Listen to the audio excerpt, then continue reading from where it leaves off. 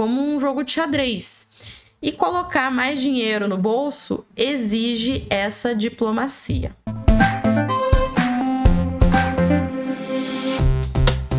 Olá, pessoal! Para quem ainda não me conhece, eu sou a Dani Farinhas e nesse canal eu ajudo advogados a negociar. Já vai deixando seu like, porque senão depois você pode esquecer.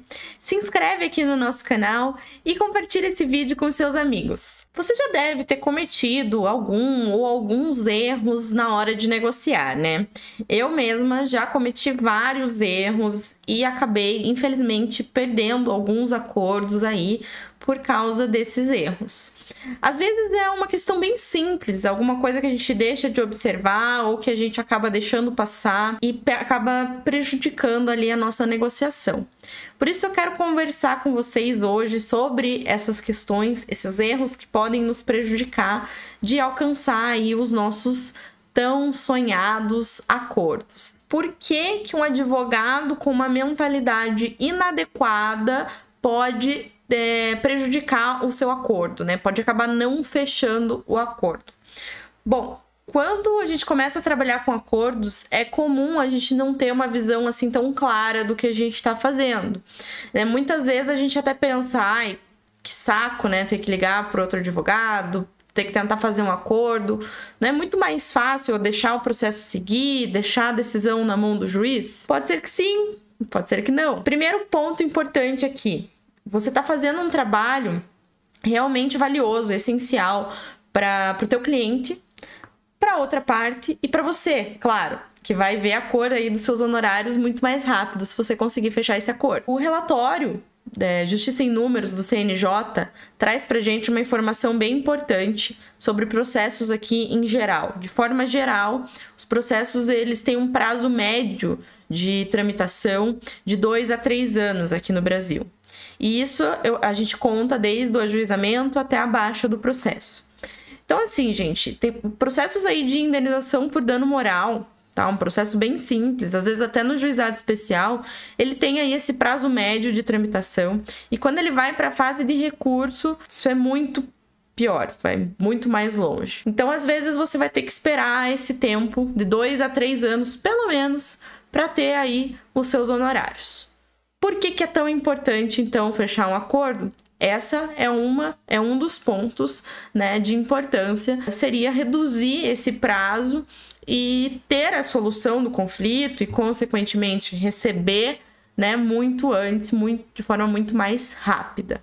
Então, o que que eu quero dizer com isso? É que, às vezes, quando a gente se faz essa pergunta, né, poxa, não é muito mais fácil deixar o processo seguir, né, eu vou acabar perdendo meu tempo tentando negociar e não conseguindo um bom acordo, etc.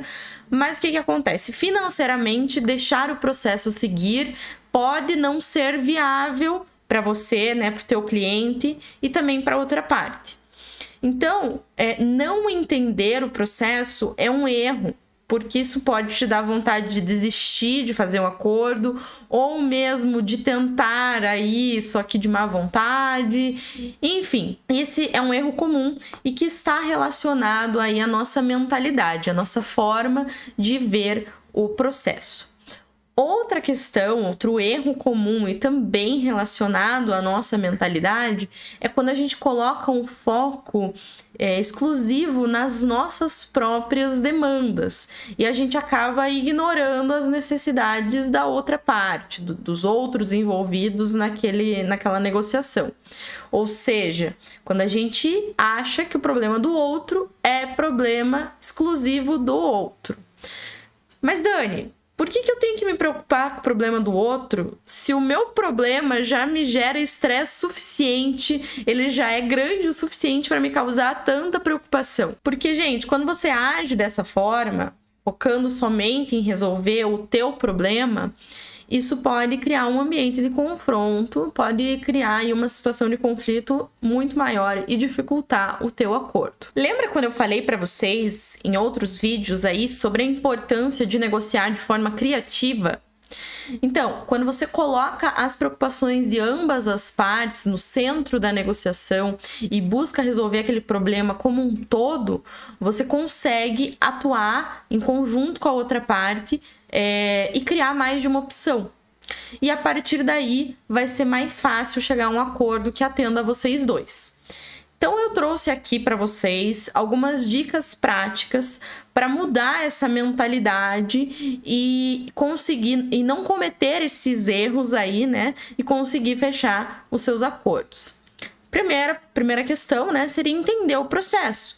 Então, quanto tempo que ele pode demorar, fazer uma projeção financeira do que é realmente viável ou não para o teu cliente e também para outra parte. Porque quando você apresenta essa projeção de viabilidade para outra parte, isso daí é uma ferramenta para você negociar, né? Você levar para ele e dizer, olha, não é viável você esperar porque você pode receber agora, ou enfim, né, só um exemplo, mas é uma ferramenta de negociação.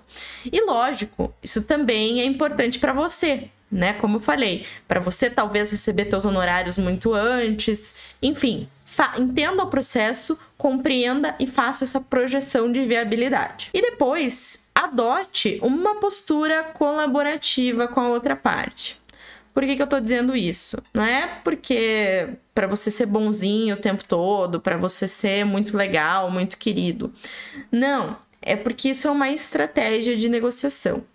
Então, quando você evita interromper a conversa, né, você permite que a outra pessoa se expresse e conclua os seus pensamentos antes de contribuir com os seus próprios pensamentos, com a sua perspectiva, isso vai ajudar vocês a construírem um diálogo efetivo, tá?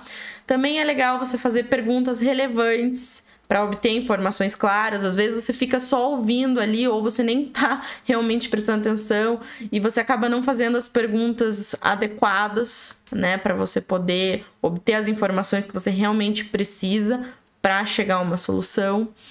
É importante também tentar identificar interesses que sejam comuns para você e para o outro, porque aí você consegue negociar com mais criatividade, né? Criar várias opções de acordo e dentre elas escolher uma que ambos ali saiam ganhando, tá? Essa abordagem colaborativa, ela ajuda a criar um ambiente mais confiável entre os dois ali e, consequentemente, encontrar uma solução. E, gente, frisando aí novamente, quando eu falo isso, eu não quero dizer que vocês têm que ser muito bonzinhos, que vocês têm que ser compreensivos o tempo todo e com todo mundo.